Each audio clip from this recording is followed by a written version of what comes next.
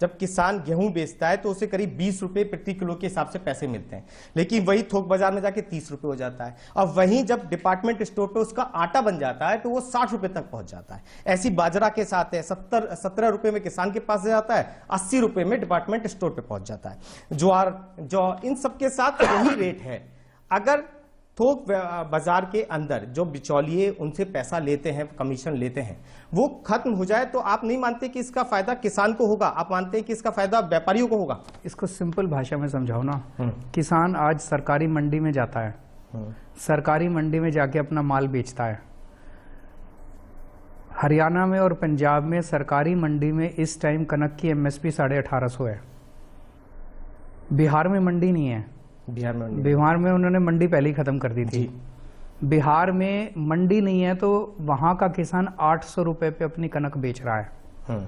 तो आपके हिसाब से तो वहां बिचौलिए नहीं है, आपके हिसाब से तो बिचौलिए मंडी में ही है। तो अगर वहां पे 800 रुपए में कनक बिक रही है तो मैं केंद्र सरकार से पूरे विनम्र निवेदन करके पूछना चाहता हूं कि आप बिहार के और उत्तर प्रदेश के किसानों को बता दो कि वो देश में कहां जाके अपनी फसल बेचें जिससे उनको 800 रुपए से या 1850 रुपए से ज्यादा दाम मिल जाए।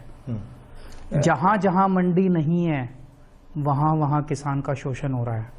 वहां किसान मंडी के बाहर एमएसपी से आधे दाम में बेचने को मजबूर हो रहा है। जो ये कह रहे हैं कि किसान देश में कहीं भी बेच पाएगा, कहां बेच पाएगा? बताओ तो सही, कहां बेचे?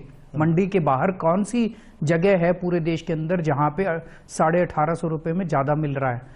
अगर आप मंडी एक तरह से किसान को एक सिक्योरिटी देती है, सेफ्टी देती है, जहां पे एमएसपी, सरकार की जो एमएसपी है वो सेफ्टी देती है।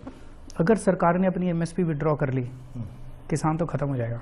अरविंद जी, यदि आपकी बात को समझें तो आप ये कहना चाहते हैं कि बिहार में जहां मंडी नहीं है वहां किसानों को नुकसान हो रहा है, लेकिन जब हम आंदोलन को देखते हैं तो यहाँ ज्यादा किसान पंजाब या हरियाणा के दिखते हैं। उनको ये लगता है कि जो हाल वहां पे है वो हमारा भी हो जाएगा,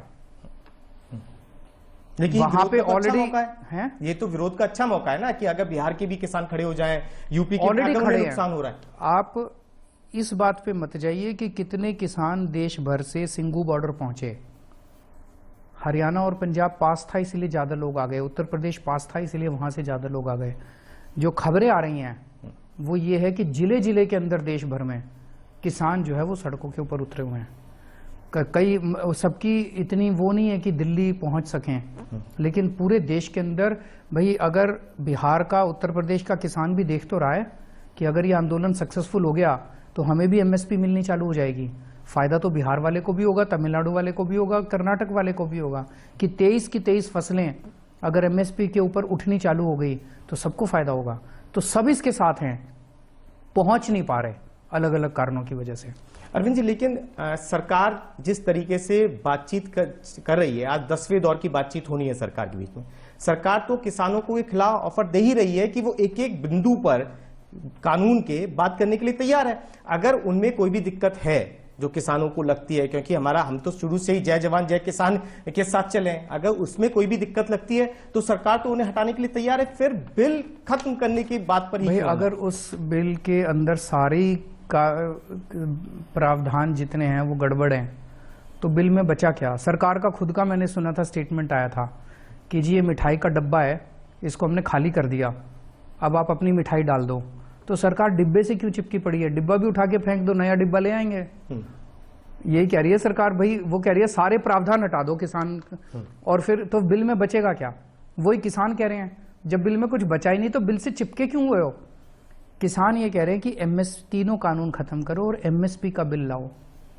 पुलकित, अगर एमएसपी का बिल आ गया और एमएसपी स्वामीनाथन रिपोर्ट के हिसाब से तय हो गई, स्वामीनाथन रिपोर्ट कहती है कि जितनी लागत आती है उस पर 50% प्रॉफिट करके एमएसपी तय होनी चाहिए जी। मैं आपको बता रहा हूं, आजाद भारत का 70 साल का ये सबसे बड़ा क्रांतिकारी कदम होगा अगर ये एमएसपी का कानून जो अभी किसान मांग रहे हैं ये आ गया कि 23 की 23 फसलें स्वामीनाथन रिपोर्ट के मुताबिक तय एमएसपी पे सरकार खरीदे। हमारे देश के किसान की जेब में पैसा जाएगा, वो कर्ज लेना बंद कर देगा, आत्महत्या करना बंद कर देगा और किसानों के बीच में खुशहाली आएगी। कुछ लोगों ने ये भी सवाल पूछे हैं कि किसान की जो आमदनी है आपके हिसाब से किस तरीके से बढ़ेगी, क्योंकि आप पंजाब में भी बड़ा दल है। इसी से बढ़ेगी। ये जो एमएसपी की डिमांड है ना किसानों की, ये एक तरह से फाउंडेशन है, नींव है, ये असली रिफॉर्म है। मेरे से कई लोग पूछते हैं रिफॉर्म क्या होना चाहिए, और बहुत सारी थ्योरी हो सकती है रिफॉर्म की। स्वामीनाथन रिपोर्ट ने कई रिफॉर्म सजेस्ट किए हैं, वो सारे होने चाहिए, लेकिन ये अगर एक रिफॉर्म आ गया, ये चाबी है। अगर किसान को एमएसपी पे सारी फसल बेचने का अधिकार मिल गया, उसकी जेब में पैसा जाएगा, किसान खुशहाल होगा। कॉन्ट्रैक्ट फार्मिंग होनी चाहिए। कॉन्ट्रैक्ट फार्मिंग की जरूरत क्या पड़ेगी फिर? अगर एमएसपी आ गई तो कॉन्ट्रैक्ट फार्मिंग की जरूरत क्या? यानी कि सरकार अगर कोई आदमी किसी किसान को कहे कि इससे ज्यादा मैं दूंगा तेरे को, जी, सरकार ने बेसलाइन तय कर दी, सरकार ने कहा भाई तुमको 1850 देंगे। कोई आता है दिलदार आदमी, कहता है मैं 3000 रुपए दूंगा, किसान को कहता है तू मेरा, किसान अपने आप कर लेगा। लेकिन जो किसान अपनी एमएसपी पे बेचना चाहे, वो मंडी में जाके सरकार को अपनी फसल एमएसपी पे बेच सके, इस बात की गारंटी किसान को चाहिए। जो लोग खेती से जुड़े हुए नहीं है वो शायद अरविंद केजरीवाल की बात ना समझ रहे हो, तो मैं आपको साधारण शब्दों में बता दूं। सरकार लगातार ये कह रही है कि पिछली एमएसपी जारी रहेगी, यानी कि अभी तक क्या होता था कि सरकार करीब 22-23 फसलों पर कुछ राज्यों में करीब 6% किसानों को ही एमएसपी पर सामान उनका लेती थी, 6% उसकी रेंज है। लेकिन किसान जो एमएसपी बिल पर लगातार अड़े हुए हैं, उनका कहना यह है कि हमारी जितनी भी फसल हो उसका एक लाइन तय हो जाए और उसी पर ही, चाहे सरकार चाहे प्राइवेट कंपनी, वो उसी लाइन पर पैसे ले, उससे नीचे पे ना ले। ये सीधी और सिंपल बात है। शायद बहुत लोगों को एमएसपी बिल में कंफ्यूजन रहता है। अरविंद जी, लेकिन एक चीज और है, ठीक है, ये आपने एमएसपी और तमाम कृषि बिल के बारे में बता दिया। 26 जनवरी गणतंत्र दिवस, आप भी, मुझे याद है एक बार रेल भवन के पास बैठ गए थे, 20 जनवरी का दिन था, आपने कहा था कि मैं गणतंत्र दिवस में शामिल होऊंगा, मैं यहां से नहीं जाऊंगा, मेरे देश का गणतंत्र दिवस है, मेरा भी स्वाभिमान है। लेकिन आप हट गए थे, उस समय बहुत सारी स्थितियां थी। अब किसान भी यही बात कह रहे हैं कि 26 जनवरी को वो ट्रैक्टर मार्च निकालेंगे। सेना जहां अपना शौर्य दिखाती है, दूसरे देश हमें देखते हैं। हालांकि हम जय जवान जय किसान के देश हैं, लेकिन सिक्योरिटी एंगल बहुत है, एनआईए जांच, एनआईए की बहुत सारी चीजें सामने आ रही हैं। इसके अलावा खालिस्तान एंगल भी, बहुत सारी तस्वीरें ऐसे भी आई हैं। सिख फॉर जस्टिस संगठन का इन्वेस्टमेंट है, ये भी बात सुप्रीम कोर्ट में सरकार की तरफ से गई। इन तमाम चीजों को देखते हुए आपको क्या लगता है कि किसानों को 26 जनवरी को गणतंत्र दिवस को लेकर क्या फैसला लेना चाहिए, ट्रैक्टर मार्च को लेकर? सरकार को गणतंत्र दिवस को लेकर क्या फैसला लेना चाहिए, सरकार को सोचना है। आज जो स्थिति उत्पन्न हुई है, वो सरकार उन पूंजीपतियों के सामने बेबस है। इस वजह से सरकार जिद पे अड़ी हुई है कि हम कानून वापस नहीं लेंगे। वो पूंजीपति सरकार को वापस नहीं लेने दे रहे तीनों कानून। मेरा सरकार से अपील है कि ऐसी स्थिति पैदा ना होने दें। जो स्थिति ऐसे लग रहा है कि पैदा, वैसे तो किसानों ने कहा है कि पूरा शांतिपूर्ण तरीके से करेंगे। अभी तक ये आंदोलन बहुत ही अच्छे तरीके से चला है, कहीं कोई हिंसा नहीं हुई, कहीं कोई गलत चीज नहीं हुई, और इतने लाख किसान वहां बैठे हैं, 55 दिन से बैठे हैं, अपने ऊपर ठंड बर्दाश्त कर रहे हैं, इतनी सारी तकलीफें बर्दाश्त कर रहे हैं, बिल्कुल गांधी जी के अहिंसात्मक तरीके से किसान आंदोलन चला रहे हैं। लेकिन फिर भी जैसा आप कह रहे हो कि कोई भी स्थिति उत्पन्न हो सकती है, ऐसे में मेरी केंद्र सरकार से अपील है, भाई जब आप खुद ही कह रहे हो कि मिठाई का डिब्बा हम खाली कर रहे हैं, आप अपनी मिठाई डाल लो, तो डिब्बे को भी उठा के फेंक दो और किसानों की बात मान लो। हिंसा तो हुई, हरियाणा में हुई, मनोहर लाल खट्टर जब उतरना चाह रहे थे, सरकार ने की हिंसा, सरकार ने जगह जगह उनके ऊपर बौछारें की, सरकार ने उनको सड़क तोड़ दी उनको दिल्ली पहुंचने के लिए, सरकार ने डंडे चलाए, सरकार ने सब तरह की हिंसा की।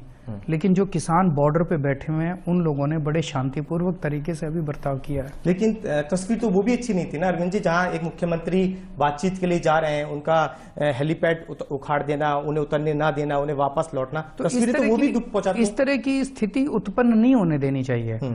आप ये सोच के देखो कि इतने बड़ा आंदोलन ऐसे ही नहीं बनता।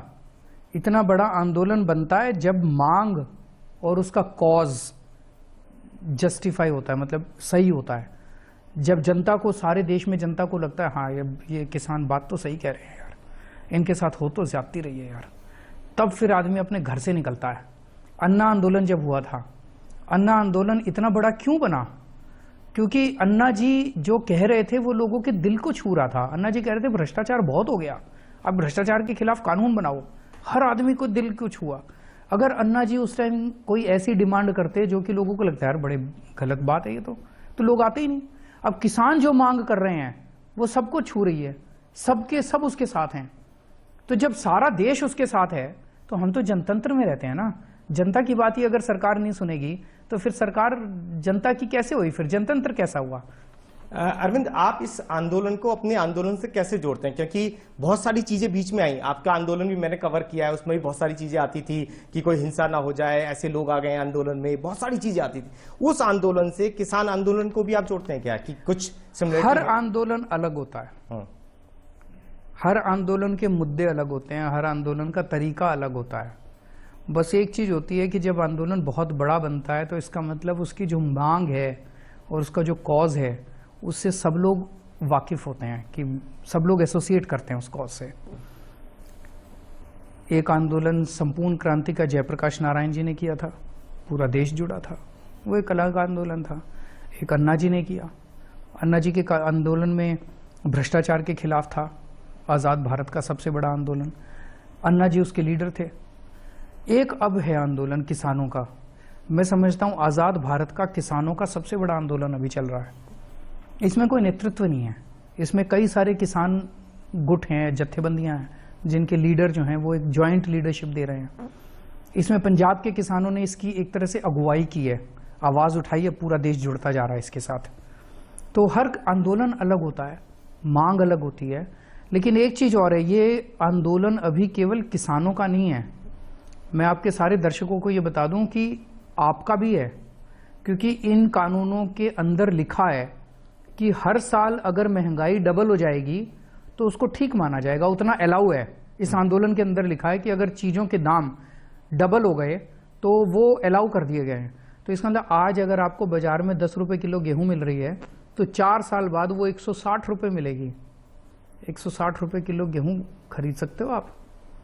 महंगाई इतनी ज़्यादा हो जाएगी इन कानूनों की वजह से, इतनी ज़्यादा हो जाएगी कि आम आदमी का घर चलाना मुश्किल हो जाएगा। तो सब लोग जुड़ो इस आंदोलन के साथ। किसान आपकी लड़ाई भी लड़ रहे हैं। लेकिन जहां सिख फॉर जस्टिस जैसे संगठन जुड़ेंगे तो उससे तो दिक्कत होगी ना अरविंद जी। अगर कोई किसान खुद बार बार कह रहे हैं कि भाई हमारे वॉलंटियर्स इनके बीच में घूम घूम के अगर कोई गलत वो हैं, हम उनको खुद ही अलग कर रहे हैं। अगर कोई एक आध बीच में कोई है, ऐसा ग्रुप है, कोई अगर इंडिविजुअल है, तो किसान का, सरकार का काम है, सरकार उसके ऊपर जो भी उसको कार्रवाई करनी है करे। लेकिन किसानों के नेताओं को, जो किसानों को समर्थन कर रहे हैं, वहां पे लंगर लगा रहे हैं, उनको एनआईए के नोटिस भेजना और पूरे आंदोलन को खालिस्तानी आंदोलन, आतंकवादी, किसानों को आतंकवादी बोलना, किसानों को खालिस्तानी बोलना, किसानों को पाकिस्तान का एजेंट, चाइना का एजेंट, देशद्रोही बोलना, ये सही नहीं है। नहीं, लेकिन एनआईए नोटिस भेज के जांच तो करेगी ना, आप पूछेगी कि किन लोगों को नोटिस भेजे जा रहे हैं। जो किसान आंदोलन के नेता हैं उन लोगों को नोटिस भेजे जा रहे हैं। तो इसका मतलब नीयत में तो खोट है। सरकार कह रही है कि करीब 40 लोगों को जो नोटिस गए हैं उनका कहीं ना कहीं कुछ ना कुछ जुड़ाव है जिसका इन्वेस्टिगेशन करना है। ये बात सुप्रीम कोर्ट में भी रखा गई। सरकार कहाँ थी? अभी तक सरकार कहाँ थी? अगर ये जितने भी 40, 50, 100, 200 जिन लोगों को ये कह रही है, ये तो इसी देश में रह रहे थे, तो ये सारी एजेंसियां सो रही थी क्या अभी तक? अब जब आंदोलन शुरू हो गया तो इनको नोटिस याद आ गए। अब जब आंदोलन शुरू हो गया तो इनको किसान देशद्रोही नजर आने लग गए। तो नीयत में तो खोट है। यही कांग्रेस किया करती थी हमारे टाइम में। मेरे को इतने नोटिस मिले, प्रशांत भूषण को के खिलाफ केस दर्ज हुए थे, आपको याद होगा, जब हम जंतर मंतर पे बैठे थे, शांति भूषण जी, जस्टिस संतोष हेगड़े को नहीं छोड़ा उस टाइम की कांग्रेस सरकार ने। आज वही काम बीजेपी वाले कर रहे हैं इनके साथ। जो भी आंदोलन होता है और जो भी सरकार होती है, एक ही काम होता है, वो सरकार उस आंदोलन के नेताओं को बदनाम करने की कोशिश करती है। वो यहाँ हो रहा है। लेकिन भिंडरावाले के पोस्टर सिंधु बॉर्डर पे दिखाई दिए, उनकी तस्वीरें। इशू वो है क्या? इशू क्या है? इशू है कि किसानों के तीनों कानून रद्द करो और एमएसपी के दो। कभी कहेंगे ये, कभी कहेंगे वो, कभी मुद्दे पे आओ ना। मुद्दे की बात क्यों नहीं कर रहे? सारे किसान वहां पे किस लिए बैठे हैं? उस मुद्दे की बात करो। सारे घर चले जाएंगे, तुमने बिठा रखे हैं, तुम जिद पकड़े हुए हो, तुमने सेटिंग कर रखी है कुछ पूंजीपतियों के साथ, और अब कभी कहेंगे ये उसकी फोटो लगा रखी है, उसकी फोटो लगा रखी है, इसकी फलाने की फोटो लगा रखी है। ये मुद्दा थोड़ी है। अरविंद जी, आज मेन दिन है, सरकार और किसानों के बीच में 10वें दौर की बातचीत हो रही है। वहीं सुप्रीम कोर्ट में ट्रैक्टर मार्च को लेकर सुनवाई चल रही है। वहीं पुलिस भी बातचीत कर रही है किसानों से कि आप वहां पर ना जाएं, गणतंत्र दिवस की परेड में शामिल ना हो। अगर ट्रैक्टर मार्च निकालना है तो कहीं आप जैसे पहले आपने रिहर्सल की थी इस तरीके से देख लीजिए, या इसे कैंसिल कर दीजिए। आप यहां से, ठीक है, आपने एक सरकार को सलाह दी कि भैया तीनों बिल खत्म कर दीजिए, लेकिन क्या किसानों के लिए भी कुछ कहना चाहेंगे? किसानों ने ऑलरेडी शायद कल या परसों प्रेस कॉन्फ्रेंस करके कहा है कि हम आउटर रिंग रोड पे करना चाहते हैं, हम सरकारी कार्यक्रम में बाधा नहीं पहुंचाएंगे और शांतिपूर्ण तरीके से करेंगे। तो वो ऑलरेडी कमिट कर चुके हैं किसान। अरविंद जी, कुछ सवाल ये भी हैं कि किसान जो हैं लगातार बिल को लेकर जो बातचीत कर रहे हैं सरकार से, वो कोई नतीजे पे तो पहुंच नहीं रही है। तो कोई बीच का, क्योंकि प्रधानमंत्री कहते हैं कि विपक्ष के कुछ लोग हैं, जिसमें कांग्रेस की तरफ भी इशारा होता है, शायद समाजवादी पार्टी, बसपा, आम आदमी पार्टी, इन तमाम दलों की तरफ निशाना होता है कि ये अपनी राजनीतिक रोटियां सेकना चाहते हैं किसान आंदोलन के चलते। तो आप इनकी बात मान लो, ये सारी पार्टियां राजनीतिक रोटियां सेकनी बंद कर देंगी। आप ही तो बात नहीं मान रहे, कसूर तो सारा आपका है। आप इनकी मांग पूरी कर दो, सारी पार्टियां भी अपने घर चली जाएंगी, किसान भी अपने घर चले जाएंगे।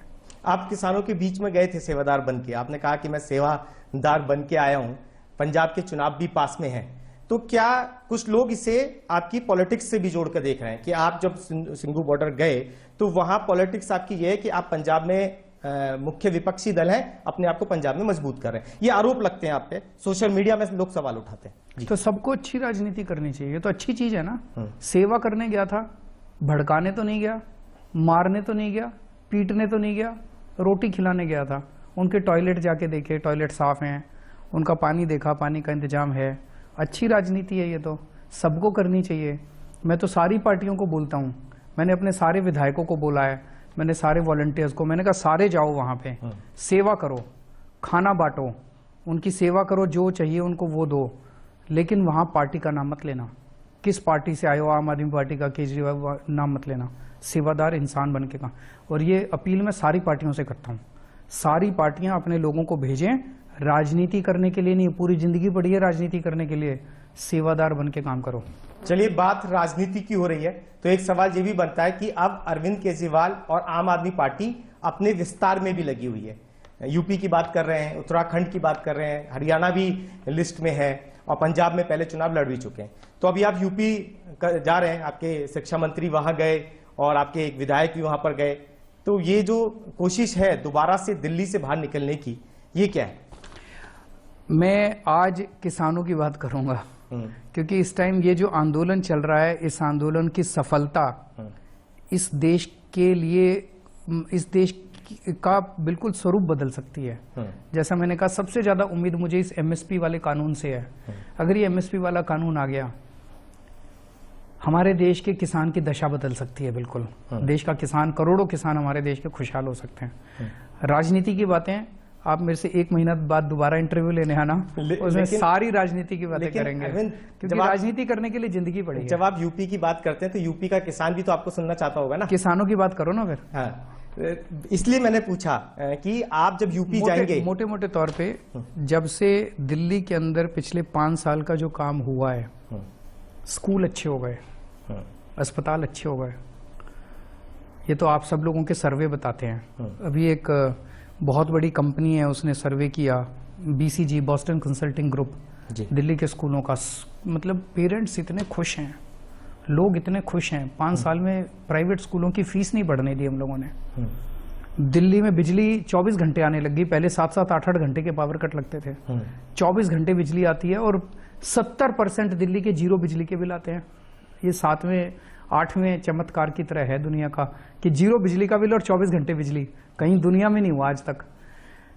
तो बाकी देश के लोग भी तो चाहते हैं ना कि ऐसा काम हो। हम तो कह रहे हैं कि वहां के मुख्यमंत्री कर दें ये सब, हमारी जरूरत ही नहीं पड़ेगी। अब जब हम जाते हैं दूसरे राज्यों में, हम कहते हैं भाई बिजली आती है, बोले जी नहीं आती। 24 घंटे बिजली चाहिए, हाँ जी चाहिए। फ्री बिजली चाहिए, हाँ जी चाहिए। तो हम कहते हैं भाई फिर आम आदमी पार्टी को लाओ। अब अगर उनके मुख्यमंत्री कर दें तो हमारी जरूरत ही नहीं पड़ेगी, लोग हमारे साथ जुड़ेंगे ही नहीं। अगर उनके स्कूल, अब मनीष सिसोदिया जी स्कूल देखने गए वहां पे उत्तर प्रदेश के अंदर, योगी जी ने अपनी पुलिस भेज के उनको रुकवा दिया। बताओ, मनीष सिसोदिया कोई आतंकवादी है? मनीष सिसोदिया कोई हत्यारा है, कोई चोर है, कोई उचक्का है, डकैत है? मनीष सिसोदिया को योगी जी अपना सरकारी स्कूल नहीं दिखाना चाहते हैं। इतना खराब स्कूल आपका, इतना खराब स्कूल आपका कि आपको शर्म आती है? योगी जी से मैं कहना चाहता हूं, जिस स्कूल को आपको दिखाने में शर्म आ रही है, ऐसे लाख सवा लाख स्कूल उत्तर प्रदेश के, उसमें उत्तर प्रदेश के हमारे करोड़ों बच्चे पढ़ते हैं। आपने तो करोड़ों बच्चों का भविष्य बर्बाद कर दिया। तो ऐसे में अगर वहां की जनता का कहती है कि हमें भी आम आदमी पार्टी जैसे स्कूल चाहिए, दिल्ली जैसे, बताओ क्या गलत कहती है? बताओ यूपी की जनता का क्या कसूर है? उन्होंने कोई कसर छोड़ी थी उत्तर प्रदेश की सरकार को वोट देने में? उत्तर प्रदेश की जनता ने तो कोई कसर नहीं छोड़ी, 325 सीट दे दी इनको कि बोले कि चलो जम के काम करो। अब 5 साल में काम नहीं किया तो जनता तो कहेगी ना भाई। लेकिन ये मुद्दे तो आप इसलिए उठा रहे हैं ना कि आप यूपी में जाके चुनाव लड़ना है। इससे पहले जब बातचीत होती थी, आप मेरे को ये बताओ कि आम आदमी पार्टी की दिल्ली में भी क्यों जरूरत पड़ी? अगर दिल्ली के अंदर बिजली के दाम इतने ज्यादा नहीं होते जो शीला दीक्षित जी की सरकार में हुए, जो कांग्रेस की सरकार में हुए, अगर दिल्ली के अंदर सरकारी स्कूलों की हालत इतनी खराब नहीं होती, अगर दिल्ली के अंदर रामराज होता और सुशासन होता, आम आदमी पार्टी को 1 वोट भी नहीं मिलता। आज 5 साल के अंदर आम आदमी पार्टी की दिल्ली की सरकार ने तस्वीर बदल दी है दिल्ली की, इसीलिए दोबारा 62 सीट मिली है। कभी भारत के इतिहास में इतनी सीटें पहली बार भी नहीं मिली और दूसरी बार भी नहीं मिली। जबरदस्त बहुमत मिला क्योंकि काम अच्छा था। अब अगर देश के बाकी हिस्से भी कहते हैं कि हमें भी ऐसा काम चाहिए, तो जनता का क्या कसूर है? वहां के क्यों नहीं मुख्यमंत्री करते काम? उनके मुख्यमंत्रियों को करना चाहिए काम, उनकी सरकारों को काम करना चाहिए, काम के नाम पे वोट मांगे। अगर आप चुनाव की तैयारी कर रहे हैं पंजाब और यूपी में, आपके मैनिफेस्टो में किसानों के लिए क्या जगह होगी? क्या चीजें आप उनसे वादा करके उतरेंगे? क्योंकि स्कूल और बिजली तो देख लिया, स्कूल बिजली पे आपके वादे भी देख लिए। इस आंदोलन वह हमारा हमेशा से मांग रही है कि स्वामीनाथन रिपोर्ट लागू होनी चाहिए। इस आंदोलन के बाद उसकी क्या परिस्थिति होती है, क्या केंद्र सरकार एमएसपी का कानून मांगती है, राज्य सरकार क्या क्या कर सकती है, इसके बाद बैठ के इसका सारा खाका तैयार करेंगे। ये आंदोलन जो है इस देश की और कई सारे राज्यों की राजनीति भी तय करने वाला है, उनके मुद्दे भी तय करने वाला है। तो यानी कि आने वाले दिनों में जय किसान मैनिफेस्टो में होता हुआ नजर आएगा? आना चाहिए। स्कूल मुद्दा चुनाव का बनना चाहिए। जिस दिन स्कूलों के ऊपर पार्टियां चुनाव जीतने और हारने लग गई, स्कूल ठीक हो जाएंगे। जिस दिन किसानी के ऊपर पार्टियां चुनाव जीतने और हारने लग गई, किसान आत्महत्या करनी बंद कर देंगे। अरविंद जी, मैनिफेस्टो की जब बात आती है, क्योंकि प्रधानमंत्री ये आरोप लगाते हैं कि बहुत सारे विपक्षी दल इसमें अपना सियासी फायदा देख रहे हैं, उसमें वो कांग्रेस को भी निशाना लगाते हैं, जिसने अपने मैनिफेस्टो में खुद लिखा था कि एपीएमसी मंडी के एक्ट में बदलाव होगा। कल राहुल गांधी ने एक बुकलेट भी जारी की और केंद्र सरकार पर हमला भी बोला। आप कांग्रेस की राजनीति को पंजाब और किसानों के लिए किस तरीके से देख रहे हैं? कांग्रेस वालों से पूछो। मैं कांग्रेस की राजनीति को कैसे जस्टिफाई करूं? कांग्रेस वालों से पूछो। लेकिन कांग्रेस पंजाब के अंदर कम से कम कैप्टन साहब का रवैया जो है वो साफ नहीं रहा अभी तक। वजह? इस कानून को ड्राफ्ट किसने किया था? ये तीनों कानून जो है किसने ड्राफ्ट किए थे? पता होगा आपको। प्रधानमंत्री जी ने एक कमेटी बनाई थी जिसमें जिसमें 7 या 8 मुख्यमंत्री थे। ये कमेटी जुलाई 2019 में बनाई गई। उन 7 या 8 मुख्यमंत्रियों में कैप्टन अमरिंदर सिंह भी थे। उस कमेटी की एक मीटिंग जुलाई में हुई 2019, एक मीटिंग अगस्त में, और आखिरी मीटिंग 3 सितंबर 2019 को हुई। उसमें कैप्टन अमरिंदर सिंह भी थे। उस कमेटी ने ये तीनों कानून ड्राफ्ट किए। 3 सितंबर को जब आखिरी मीटिंग हुई, उसमें इन तीनों कानूनों को पास किया। कैप्टन साहब ने बाहर निकल के क्यों नहीं बताया देश को कि खतरनाक कानून बन रहे हैं? कैप्टन साहब ने कमेटी के अंदर बैठ के इन तीनों कानूनों का विरोध क्यों नहीं किया? उसमें तो उन्होंने पास कर दिए तीनों कानून, केंद्र सरकार के साथ बैठे थे। तो अब जनता तो पूछेगी कैप्टन साहब उस टाइम कहाँ थे आप? अभी कैप्टन साहब दिल्ली आए जब किसानों का आंदोलन चल रहा था। किसान बॉर्डर पे बैठे हैं, पंजाब के हजारों किसान बॉर्डर पे बैठे हैं। वो दिल्ली में आए, अमित शाह जी से मिले और चले गए। अमित शाह जी से किस लिए मिलने आए थे? क्योंकि अभी उनके बेटे का ईडी में नोटिस आने लग गया, उनके बेटे को। तो कुछ तो सेटिंग करने आए होंगे, जनता कह रही है, मैं तो नहीं कह रहा। और बॉर्डर पे पंजाब के किसान बैठे हैं, 1 मिनट गाड़ी घुमा के बॉर्डर पे भी ले जाते हैं, उनसे भी बात कर लेते हैं, भाई सही सलामत हो, सब कुछ ठीक है। आपका कहने का मतलब है अमित शाह से मिलने के बाद उन्हें किसानों से मिलना जाना चाहिए। जाना, मैं 2 बार जा चुका जी, उनकी सारी व्यवस्था का जायजा लेने, वो नहीं जा सकते थे। अरविंद जी, बस आखिरी 2 सवाल मैं पूछ लेता हूं। वैक्सीनेशन का प्रोग्राम चल रहा है, लेकिन जो तस्वीर सामने आ रही है वो ये आ रही है कि वैक्सीन लेने के लिए संख्या बहुत कम है, यानी कि जो टारगेट रखा जाता है, पहले 8100 रखा गया था, जहां मात्र 4000 पहुंचा। और कल मैं देख रहा था कि करीब 10,000 के आसपास रखा, जहां करीब 5,000 के आसपास पहुंचा। और केस भी कोरोना के देखें तो कम होते जा रहे हैं, कल 300 से भी कम केस थे दिल्ली के अंदर। तो क्या लग रहा है कि लोग वैक्सीनेशन से बच रहे हैं? एक इनिशियल घबराहट है लोगों के अंदर, गलतफहमियां बहुत ज्यादा फैल गई है वैक्सीन के बारे में। मैं आपके चैनल के जरिए लोगों को कहना चाहूंगा कि आपको एक्सपर्ट्स ने पूरी तरह से आश्वस्त किया है कि वैक्सीन का कोई भी गलत वो नहीं है, नुकसान नहीं है। तो सब लोग आगे आके इसको लगवाएं। अभी जैसे हर रोज लिस्ट बनती है लोगों की कि आज इन लोगों को लगाना है, उनको SMS जाते हैं, उनको इन्फॉर्म किया, लोग लगवाने नहीं आ रहे, बहुत कम लोग लगवाने आ रहे हैं। 100 लोगों की लिस्ट है तो मुश्किल से 25-30 लगवाने आते हैं। तो वो इनिशियल हिचकिचाहट है। मैं फिर से अपील करना चाहूंगा कि सब लोग आएं और हिचकिचाएं ना। चलिए अरविंद जी, बहुत बहुत धन्यवाद। आप अरविंद केजरीवाल को सुन रहे थे, जिन्होंने किसानों के मुद्दे पर साफ किया कि क्यों किसान इस बिल का विरोध कर रहे हैं, क्यों किसानों को सरकार की बात समझ में नहीं आ रही और सरकार को क्यों ये बात माननी चाहिए। साथ ही ये भी कि MSP का बिल किसानों के लिए क्यों जरूरी है। बाकी देखते रहिए खबरों के लिए ITV नेटवर्क को। हमें दीजिए इजाजत।